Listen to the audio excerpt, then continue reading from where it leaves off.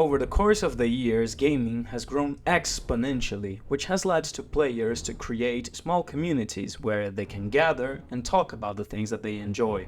Reddit, Steam, Discord, I consider those three to be the biggest platforms where you can create those groups and share advice, ask for help, or show off your milestones in gaming.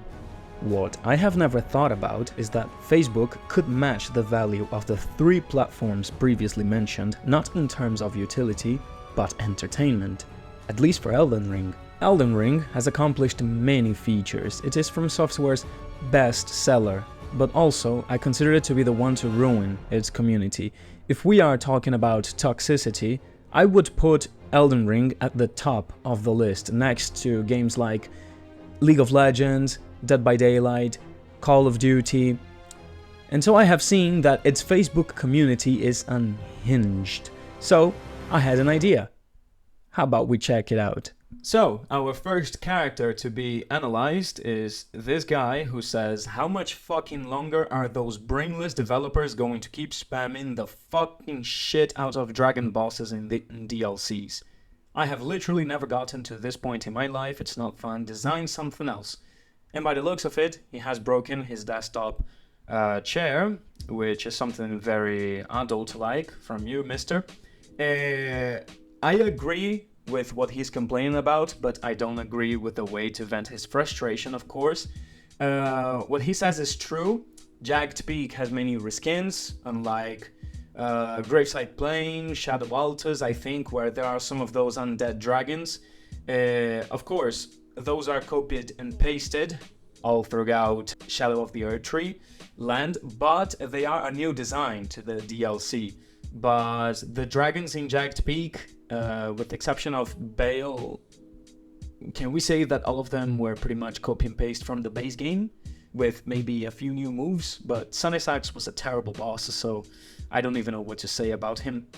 To break your chairman, I don't know, it seems very childish. Like, by your picture, you seem like a full-grown ass adult already, so... Have you ever broken anything because you raged in gaming? Like, I remember that when I was a teenager, we could say 13, 14, 15, and I played Call of Duty, sometimes I would curse at the TV when something unfair happens to me, like... You know, due to the difference of connection, I've already crossed the corner, but the guy could kill me anyway, so, you know, I felt cheated. I cursed at the monitor. But breaking something that you have paid for, so you have to replace it with your own money, nah, no, that's a line I am never going to cross. Coming next, we got Mr. Elden John, who has played this game for almost 3,000 hours. Okay. It's like I said before, this is a space where you can also show your milestones, but I have no idea how you can sink 2,300 hours in a mostly single-player game. I mean, you can go up and invade other people, but I will never understand it. Like, the most I have put in a single-player game is almost 400 hours, and it was The Witcher 3, which I finished like 4 or 5 times, and still I don't know. I mean, you can try different builds, of course, but I have never felt this feeling of, you know, starting a new journey with a new build and the game seems completely fresh just because I'm playing with a different weapon. It doesn't happen to me. I wish it could, because that way I could suck the juice out of those single-player games even more than I already do. But, you know, even less in Elden Ring, where New Game Plus has nothing different at all. There's nothing you can only do in New Game Plus. Everything can be done in New Game. So this is basically just trying new builds and maybe exploring new places that he missed in his first adventure, but... Okay, so now, in this post, this guy says that casuals, edgelords, edge ladies, platinum guys, the PvP guy, Mr. Play Too Much. What the hell, it's a grace, not a bonfire. And veterans, they all have a normal skull. And then, the people who summon mimics, they have an ape-like skull. This is terrible, and I'm going to say why. People who have bought the products, they have the authority to play it however the F they want, as long as they don't hack, as long as they don't ruin the experience of other people online. Of course, people who summon have no right to talk about difficulty, because I've seen it many times. Okay, this is a neutral position that I'm going to take, and I will keep it for as long as From Software keeps pushing out games with broken stuff. People should leave other people alone. If a guy wants to play using shield and poking and using summons, it's fine. Play it however you want. You show that you want to enjoy the story and not enjoy the challenge. It's fine. It's up to you. It's your game. But then it literally kills me inside. Like, my neurons, they start disappearing when I see that people who play like this comment on difficulty. For example, I have seen Instagram posts where Elden Ring page or Twitter post pictures of their new patches, and in some of these patches it says that they are going to nerf a boss because whatever reason, and all of the sick fucks who say, please no, don't nerf, no, he was too easy, why are you guys ruining our fun? Not all of them, but I'm pretty sure that a big percentage of these cocksuckers are guys who play in easy mode. So you have to know your place, alright? Like, you're playing in easy mode, so don't talk about the overall experience. Like, I know that I am choosing to play the hard version by playing, I'm not going to say normally because there is no normal way to play it, but I'm going to say I play it like a Dark Souls game, okay? Where there weren't many broken shit, let's say. I come from this place, you know, playing typically. I don't search for any broken builds online. I just do what seems fun for me, you know. I don't look at builds. I don't search on Reddit for broken weapons or strategies to win the game. I didn't search how to stop Malenia's waterfall dance. I didn't know that Bloodhound Step was a thing. I didn't know that I could interrupt it by throwing a pot that freezes at her.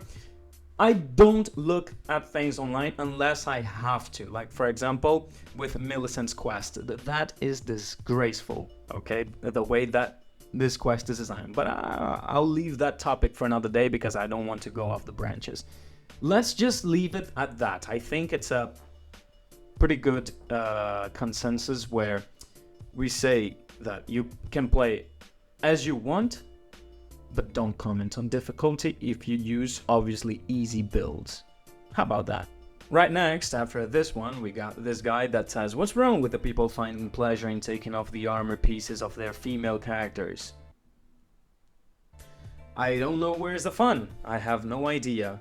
This community is full of brainlets who are unable to think beyond the get good. And of course, the few comments that it has are basically saying, get good.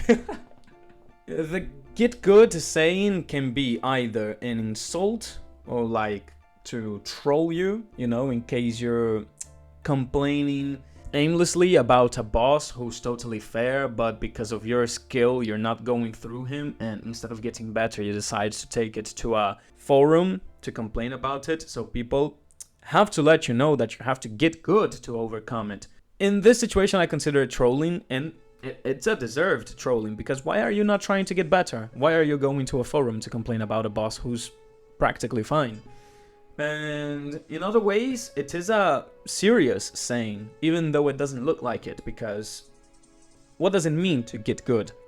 Get better, overcome the challenge, train, analyze, learn, understand. I don't know why people get triggered with get good. Sometimes I receive get good comments in my commentary section and I just say, yeah, I'll try better next time. Okay, next, what have we got?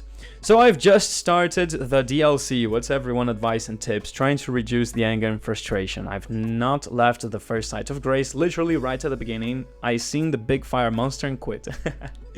Okay, alright, brother. I understand.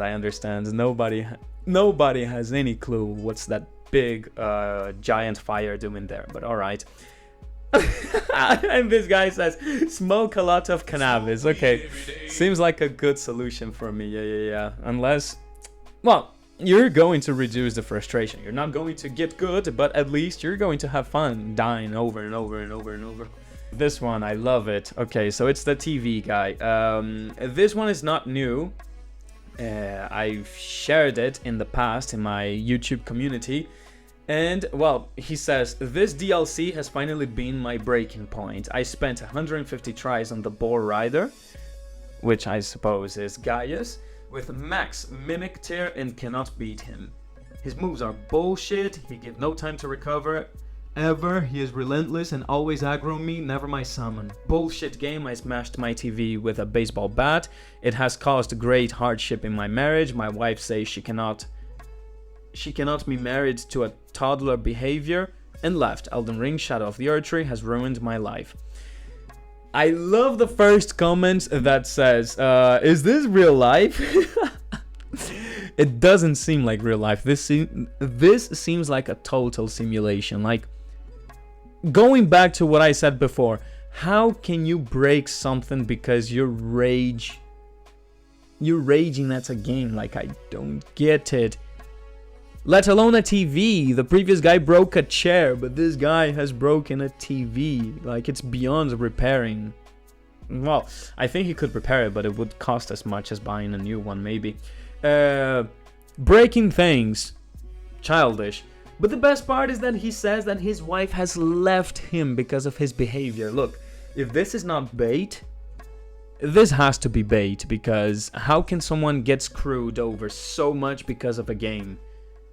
I cannot imagine this happening to me. Imagine that your wife, you know, you're married, so you have a few years as background of relationship, you know, like you've been together for many years, and maybe things were not working out as well as you expected, and then your wife sees that you're a man-child raging at a game, breaking the TV, and she says, okay, that's my cue to leave, I'm going to take it, bye-bye.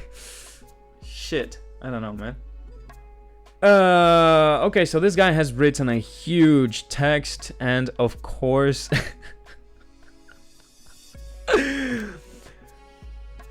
don't you love it when you go to a forum or a community and a guy writes a whole Bible complaining about a boss, saying specifically what are the moves that feel unfair, and you know, he's talking about the frames and the openings and everything, like talking about it as if this is a Tekken game or a Mortal Kombat game, you know, fighting games where you have to analyze the frames of each move and punish your opponent. And then a guy in the comments just come and say, get good. Oh my god. Okay, this is considered the trolling. Get good, like I said before, you know, because it's too much. You're not helping anyone by just saying get good. It's not motivational. I suppose that if this guy has posted something of such a length in a forum, he expects someone to come with you know, the light at the end of his tunnel, like to help him. You know, you have to do this to evade this move, not to get good, man. Come on. I genuinely love this. Like, this guy, he says, I skip cutscenes. I don't know who anyone is or why I'm killing stuff. I'm just here for blood and loot.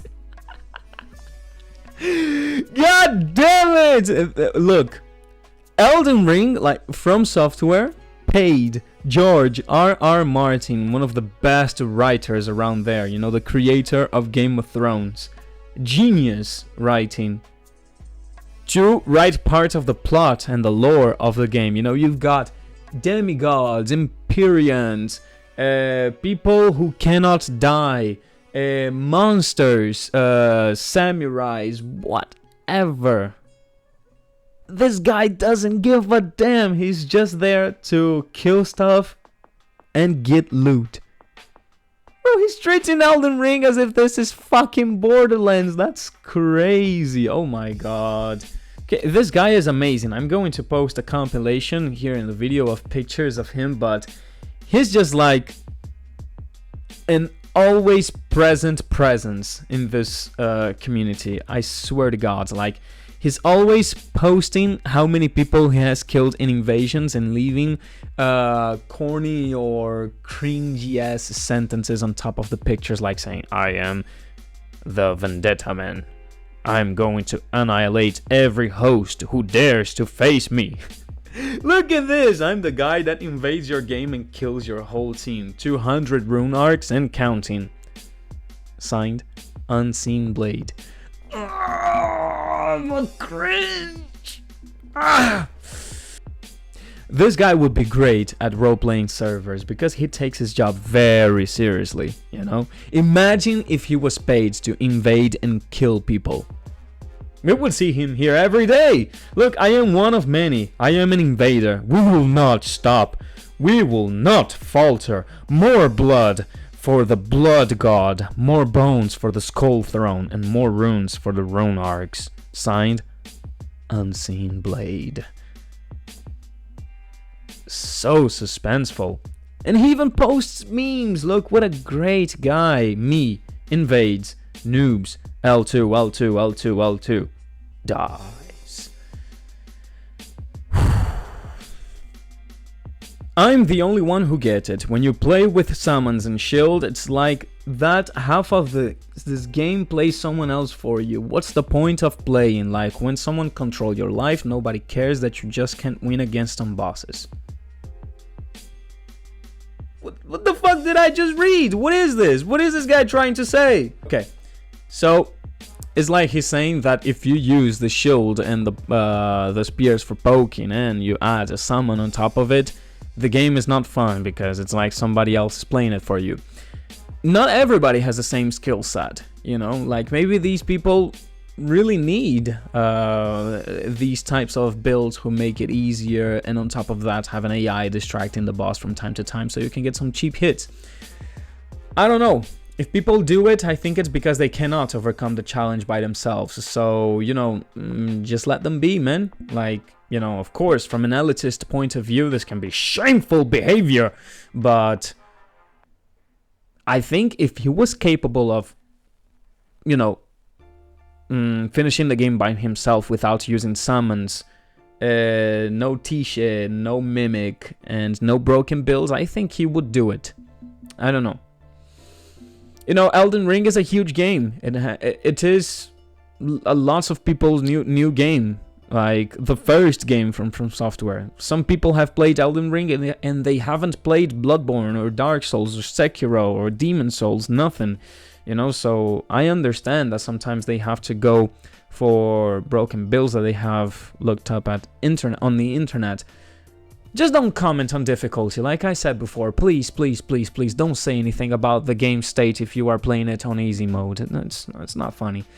But yeah, you should let other people play however the fuck they want. Yeah. It's like, you know, you've seen it on YouTube. Elden Ring player plays Bloodborne for the first time. Elden Ring veteran plays Dark Souls for the first time, not as expected. Those are the people who have played Elden Ring for the first time, you know, their first Souls game, and then they are doing the order inverted. Like many of us, we started with Dark Souls or Bloodborne, we progressed, and now we are at Elden Ring. Some people are doing it the other way around, you know, well, and Elden Ring is a huge game, and on top of it, it's a difficult game because you have to take into account that with each delivery, these games get harder and harder. Like, if you have finished Elden Ring at least once or twice, and then you go back to Dark Souls 1, it's child's play most of the time, you know? And it's funny because lots of people comment on the difficulty of the DLC, Shadow of the Erdtree, and they say, this is impossible, it's very difficult, they outdid themselves, like, I cannot bear this, it's getting out of hand. I think this is saved for Radahn's boss fight. Consort Radahn, okay? This is out of control, I understand. For some builds, not every build, because you still got those shield pokers, but that's a tale for another day. But yeah, remember that for previous DLCs, every DLC boss was like the next unthinkable thing. Like, for example, with Dark Souls, you had Artorias, Manus, above all else, Manus. Like, you know, you fought against Manus and you were like, holy moly, this is the next step of difficulty. We are never going to see something as difficult as that. And then you got to Dark Souls 2 DLC, and you had Fume Knight, Sierra Alone, Sin the Dragon, which were pretty difficult boss fights by themselves. You could compare them to Manus, although I thought Manus was a bit harder than them, but okay. Then you got to Dark Souls 3, and you got things like Gale, Midir, you know, and people were like, holy shit, and Sister Fried, and Ariandel. It was out of this world. And Bloodborne, that came, almost forget about Bloodborne. You got Lawrence and the Orphan of Cause, and people were like, oh shit, this is the next. This is revolutionary difficult, ladies and gentlemen. There's nothing we can do here. We can only grind and die 60, 70 times and overcome it once and pray to never get back here. And then, you know, Sekiro with Ishin and Ishin. What can we say about Ishin? It was hard as hell. And now we get to this DLC and we got our new challenge, Radahn. But in my opinion, it is so controversial because in Sekiro you had to get good to overcome Ishin. So every person who finished Sekiro was kind of validated in the public eye, right? Because if you have finished Ishin, it means you got good. You learned the skills that were presented to you throughout the game. But in Elden Ring, you have so many easy routes that people who like to play it the classical way, they feel cheated. And it's such, you know, an entitled feeling. Like, you know, you chose to suffer. You have broken builds, but you chose to suffer to finish it the legit way. Okay, it's fine for you. It proves that you have more skill than the people who use shield and poker and summons. But you should never bash other people for it. It's like I said before, if they are using these things, it means they don't have skill, so at least they get to enjoy finishing the game. I don't know, man. We are going off the branches as usual, but I just wanted to address this this idea that has plagued the community recently. And the last guy says, Elden Ring, more so than any other Soulsborne games, make it much easier to tackle challenges without having to get good. You don't need to master anything, you just need the right combination of tools to make something feel less strenuous, etc, etc. What he says is completely true. If you have a wife or a long-lasting relationship that you have to dedicate time to, or you have children, or you have a business, you know, you're an entrepreneur, and you cannot dedicate as much time as other people can to this game, then these tools, like Mimics, Comet Azure, Rivers of Blood, I'm not much into the meta right now, but that was the meta some time ago. But these broken tools are fine because, you know, they cut short the amount of challenge that you get in the game. Like, imagine you can only dedicate maybe 1 hour a day or 1 hour every other day to the game. Would you be willing to dedicate these hours to, you know, going through Millennia, for example, that you have to spend like hours and hours in the first phase alone to quote unquote kill her and then discover that she has a second phase, and then have to die 50, 60, 70 more times just to go through her when you only have 1 hour a day? I wouldn't do it. I try to finish these games right now, currently, on the classical way, you know, no summons, not really using a really broken weapon so I can feel the challenge, but because I think I've got more time to spare than other people. Otherwise, I wouldn't do it.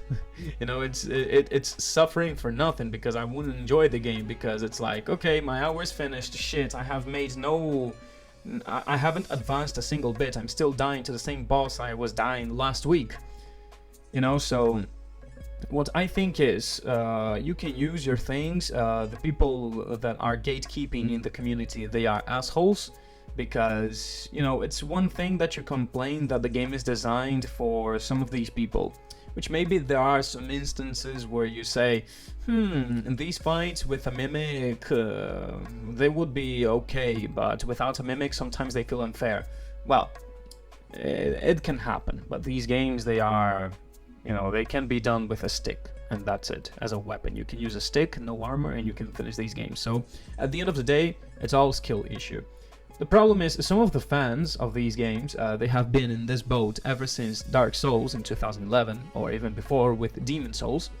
And then now that they see that the formula is going mainstream and the horizon of this game is expanding, like, 25 million copies sold, there are many newcomers to this formula. Many new people who aren't willing to learn the boss's movesets and the patterns, and they just want to use the easy formula to finish because they want to enjoy the story and not have a really difficult challenge, which is respectable. The problem is, it's like with songs. When a classic song gets popular because of platforms like TikTok, for example, or in TV shows, I don't know, Smooth Operator, Mozart's Lacrimosa, it got popular because of TikTok, so there are some old heads like, these people are only getting to know good music because they are fed through their brain-rotted shows and applications like TikTok. And it's like, you should be happy because the artist that you like, that composed this song, he's getting the recognition he deserves, even though it's not from the public that he expected. Same thing happens with these games. Like, they must be like, well, the normal formula is to suffer, to die many times and learn the patterns, and then this little asshole comes with a shield and pokes the boss to death. Like, yes, at the end of the day, it doesn't make too much sense to kill Radahn so easily with a poker, Well, it can be a bit anticlimactic to watch a YouTuber doing that, but it's not the community's fault. Like, these guys, they shouldn't be gatekeeping. They should be complaining to, From Software, to Miyazaki, to the guys who balance the game, to create more balanced combinations and weapons, and to nerf the game as fast as they can when they see something is not going right. Right? Like, for example, with Moonveil, you can watch a lot of streamers showing their reactions to a new boss, like Malenio, for example, and you have these compilations like showing the reactions of different YouTubers, and most of them are always using the same build. It's either Bloodhound Fang or Moonveil. It can be a bit repetitive for the spectator, like I'm watching a compilation and I want to see different gameplay because I want to see how different YouTubers tackles the challenge, but no, all of them do the same thing. They just get on the stance and then press R2 and the Moonveil shots the blue projectile, and rinse and repeat all the time with a mimic hitting the boss in the back.